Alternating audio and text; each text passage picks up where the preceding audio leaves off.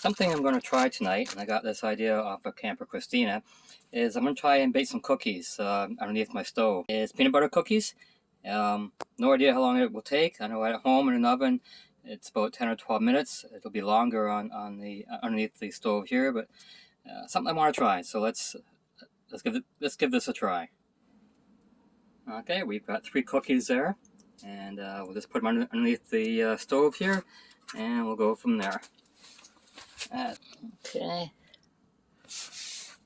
there we go. I wanted to bring some tin foil to put over top of them. I forgot that.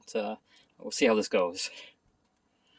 The start temperature is still in the good range, so it's still got heat coming out. Oh, we'll wait about 15 minutes and see how it goes. Hopefully I'll have cookies tonight. I believe I have some peanut butter cookies here.